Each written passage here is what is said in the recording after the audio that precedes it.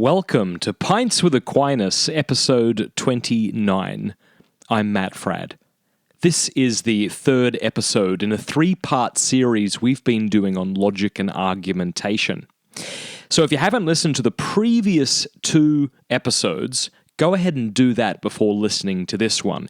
In the first episode, we spoke about what is an argument. We talked about the things necessary for a good argument. Last week, we spoke about 7 common logical fallacies we're likely to encounter.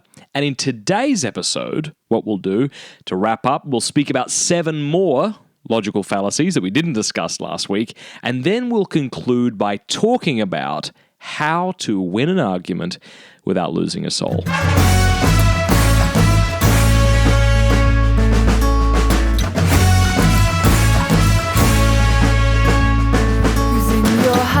Great to have you here at Pints with Aquinas. This is the show where you and I would normally pull up a bar stool next to the angelic doctor to discuss theology and philosophy. But over the last 3 weeks, as I've already mentioned, we've taken time out to discuss logic and argumentation, of which Aquinas is the king at. And so I thought it would be helpful for us to learn a little bit about logic and argumentation if we haven't done that already. So today we're going to look at 7 more logical fallacies, and then talk a bit about how to argue properly in a way that's actually helpful. Before we do that, I wanted to let everybody know that Catholic Answers have a deal for the listeners of Pints with Aquinas. And here's what it is. A couple of years back, I recorded a DVD called How to Win an Argument Without Losing a Soul. It comes with a study guide, a simple study guide. It's a few pages. It's not like a big elaborate book or anything. A separate, interview in the special features of me and Jimmy Aiken, if you know who that is, a fantastic Catholic apologist, Catholic convert, talking about how he came to the faith and why it's important when we dialogue with our friends who aren't Catholic that we don't be jerks about it. Anyway, if you want to get that DVD, here's what you can do. Go to shop.catholic.com and then in the coupon section, type the word pints and you'll get 30% off. That's pretty cool. And it's available to the end of 2016. So if you want to do that, go ahead and do it. Christmas is kind of coming up, so it might be a good idea. If you don't want to do it, don't do it. All right, I'm not telling you what to do. I'm just saying it's an option. All right, let's get started here. First, let's recap what we talked about last week. Okay, I'm going to go over these 7 fallacies real quick. I won't explain what they were because we discussed them last week, but I'll just say their names just to see if you remember what they are for your own benefit. The first was self-referential incoherence. The second was the straw man fallacy. The third was the ad hominem, right? Fourth was tu quoque. Fifth was the genetic fallacy. Sixth, I've never been able to say that number in my life. Sixth. I always say sixth, and people make fun of me, and it really hurts. Sixth, it was ad baculum. 7, ad ignominium. All right, so that's what we looked at. All right, good. Sweet, sweet whiskey. All right, here are the 7 we're going to look at today. First, it'll be called ad populum, which is Latin for appeal to the masses or appeal to popularity. The second, ad misericordiam, appeal to pity. The third, the false dilemma. Fourth, begging the question. Fifth, the middle ground fallacy, and here we go again with the number. Sixth, the red herring fallacy. And finally, 7th, post hoc, ergo propter hoc. And we'll talk about what that means in a moment. All right, let's get underway. Here we go. Ad populum, appeal to the masses. Now, as you've probably already realized, when people intentionally use a logical fallacy, even if they don't know the names of it or the fact that it's even a thing, the reason they do it and the reason we do it is when we don't really know how to appeal to reason or we think reason isn't on our side. And so we divert and we point to things that really aren't kind of at issue here. So we'll point to the fact that, hey, lots of people don't agree with you. Okay, what's wrong with my argument? So a couple of examples of the ad populum fallacy might be, who believes in evil spirits today and exorcisms? That's ridiculous. That is ridiculous, is it? Okay. Well, arguments aren't ridiculous, actually. They're either valid or invalid. So what's wrong with the argument, you might say? Or someone might say, this idea that God can be proven by logic, look, it's based on outdated philosophy done in the Middle Ages that no one accepts anymore. Really? Well, again, we might point to Aquinas' arguments and say, instead of saying no one accepts them anymore, why don't you show me why I shouldn't? Do you see? So it's always good to bring people back to the argument at hand. The second fallacy is ad misericordiam, or an appeal to pity. Now, an example that comes right to mind is sometimes if I'm in an argument with those who want to say abortion is a morally good thing, or at least a morally okay thing, might say something like, look, I'm a woman. Like, do you have any idea what it's like being a woman and being like fearful that you're going to be pregnant? Or they might say, I work at a pregnancy center. If you were in my shoes and you saw what these women were going through, maybe you'd change your mind. Now, the reason this fallacy is so, what's the word? So persuasive, okay, isn't because of its reasoning or that it's reasonable, but because it appeals to emotion in much the same way that the ad ignominium, we discussed that last week, appeal to shame, right, does. And of course, what we don't want to do is just dismiss it and say, that is a logical fallacy. What is wrong with my syllogism? Because, you want to be caring. You want to sympathize and empathize with the difficult situations that people go through. And you want to be like, okay, maybe you're right. I have no idea what it would be like to be a woman and to be scared that I'm pregnant. Yes, that's true. But how does that prove, that the fetus is not a living human person, which is the argument at hand, let's say. All right, an appeal to pity. Number 3 is the false dilemma. A false dilemma reduces the available options to 2 when there are actually more available. So, as parents, we do this quite often. I might want my kids to go to bed, right? And I'll know that if I say to them, okay, go to bed, maybe they'll whine or, be upset. So I'll say, okay, you can go to bed now, or you can 5 minutes and then you can go to bed. Because that's obviously the best option as far as they're concerned. They'll go, yes, that one, we'll choose that one, all right? But of course, there's all sorts of options available to them, but I've limited the available options to 2. Now, in theistic apologetics, here's a false dilemma that's often thrown at us by our atheist friends or, enemies. I'm not sure who they are, but depending on your relationship with that particular atheist, hopefully they're friends. And this is a false dilemma that goes back to the time of Socrates. In one of Plato's dialogues called Euthyphro, Socrates is dialoguing with Euthyphro about virtue, and he asks Euthyphro this question, and it's come to be known as the Euthyphro dilemma, okay? Now, I'm rewording it here for our purposes, okay? Here it is. Is something good because God commands it, or does God command it because it's good? All right, there's the 2 options. So that's a dilemma. And it's a dilemma because as a Christian, we may not wish to choose either of those. Is something good because God commands it? Well, let's think. If that's true, it seems like God could command anything to be done, right? To be, and just because he commands it would be good, like torture or I'm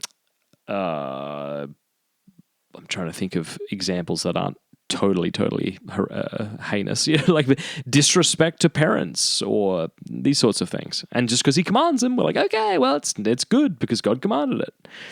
Okay, well, I don't think we want to say that. Well, what about the second option? Does God command it because it is good?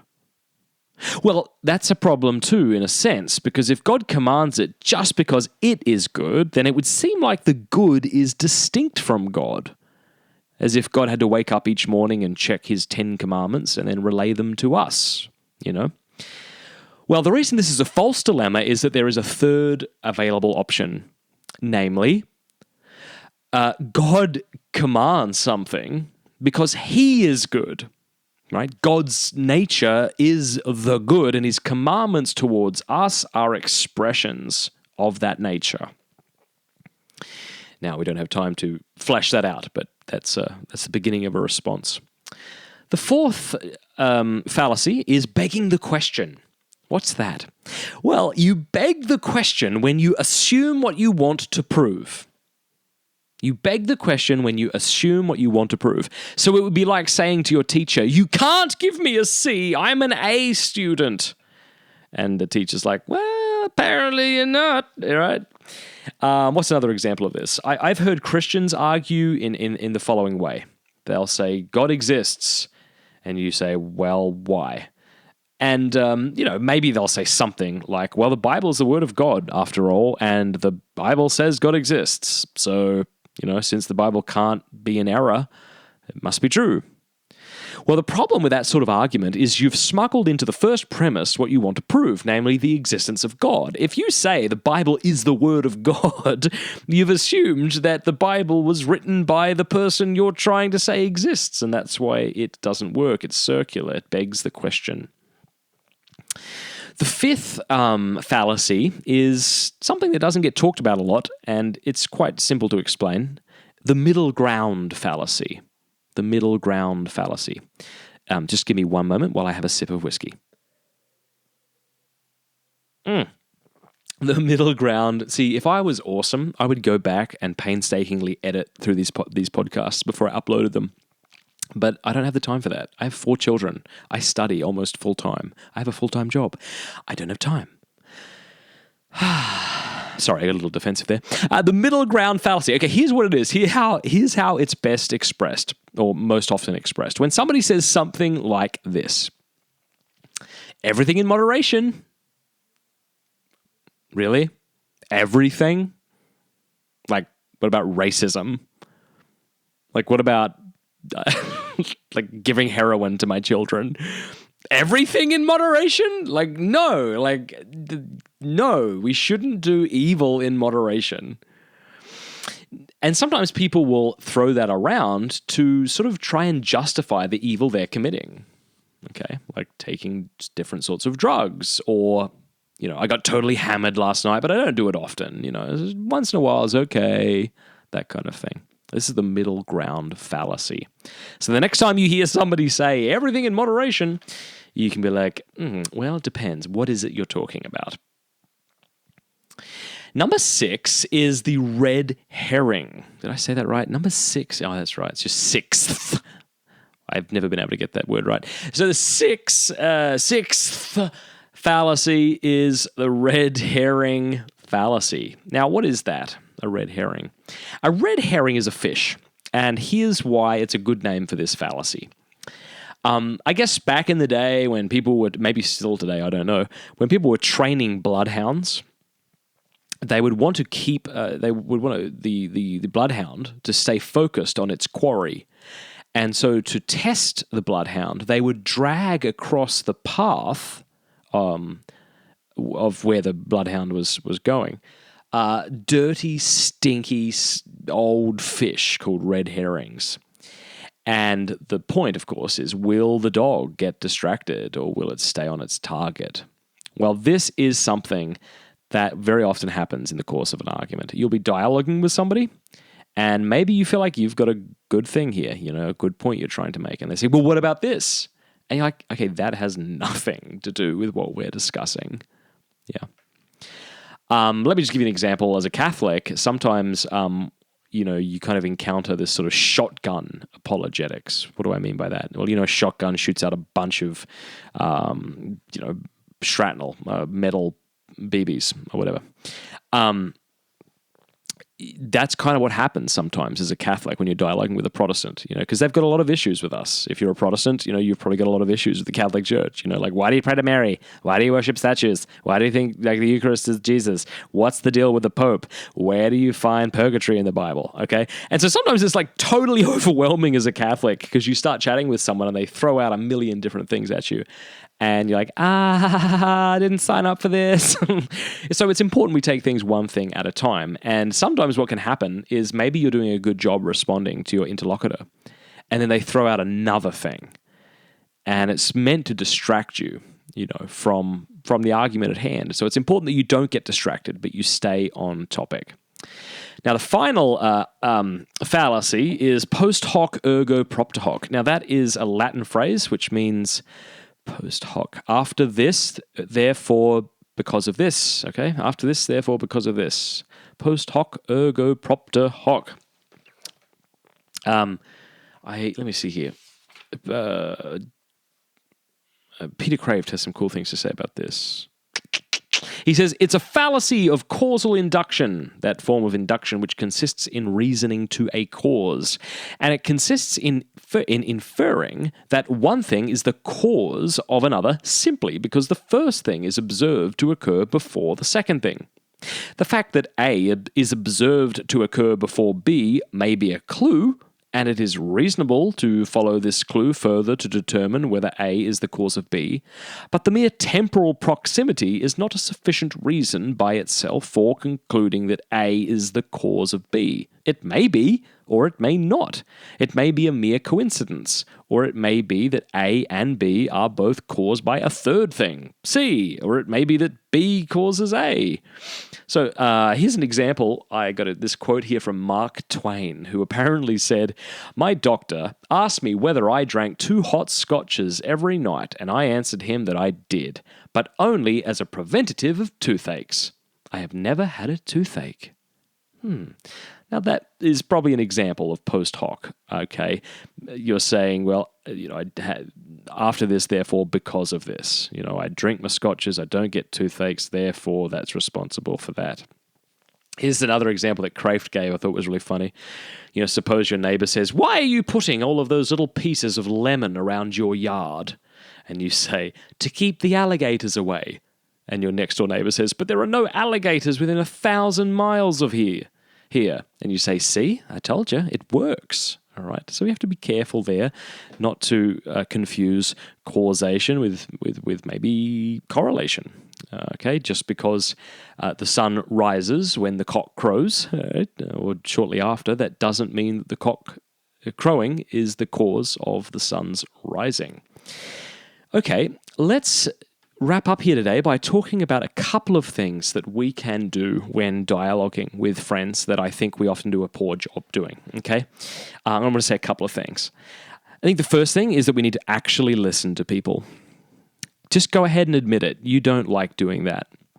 When you think you're right and you think the person you're dialoguing with is wrong, you don't like listening to them. You much rather listen to how brilliant you are, right? Unless you're just completely different to me and the other humans that I've encountered. I think this is probably the case with you, right? So this is my inductive argument, right? You're probably like that. I think we all are. So I think it's important that we make a real effort to listen to people. So maybe if you get into a dialogue with someone, maybe at a coffee shop, maybe at school, maybe at work, you might make the mental decision, okay, I'm going to sit down and I'm going to just listen to this person. So in this first encounter, I'm actually not going to put forward any arguments of my own. If they ask me a question, I'll respond to it briefly, but I'll ask them questions. I'll not only show them that I'm interested, but I will be interested by the questions that I ask, and I'll also come to try and fully understand, or as best as I can, their position. And here's why. While you and I might not be able to agree with a certain point of view, a certain argument, we can at least sympathize with maybe the reasons this person came to hold this or that belief.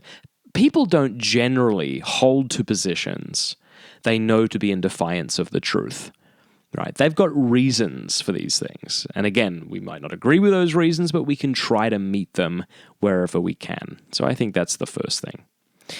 Second thing I'd want to say is please don't be afraid to say, I don't know.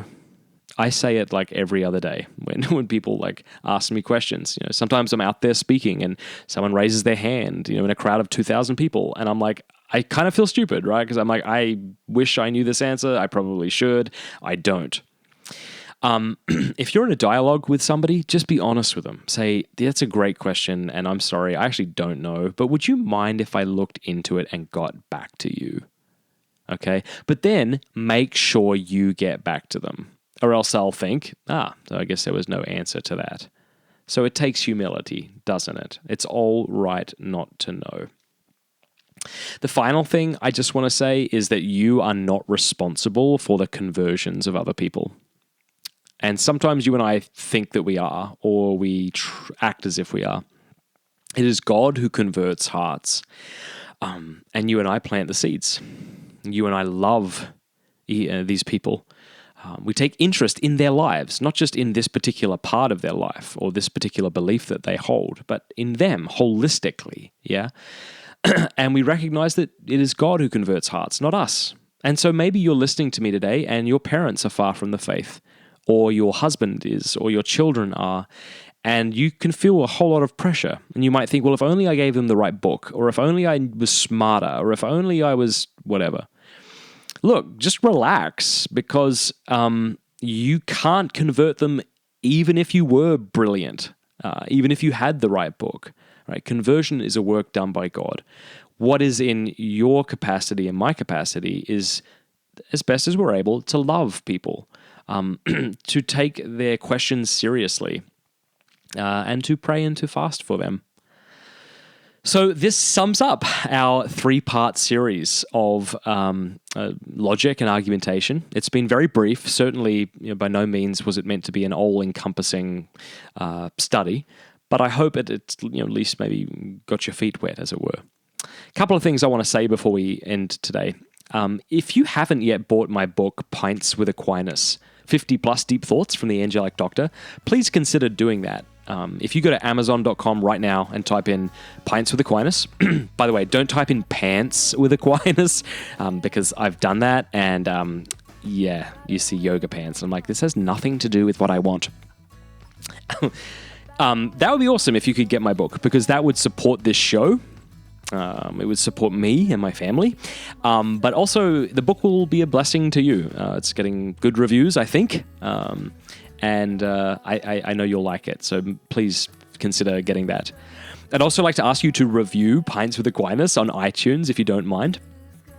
And lastly, I want to say get ready for next week, because next week I'm going to be interviewing Catholic apologist Trent Horn about the question, has science buried God? It's going to be a fascinating conversation. So if you've got friends who maybe haven't listened to Pints with Aquinas and you think would be interested in something like that, tell them to subscribe. Until next time, God bless you.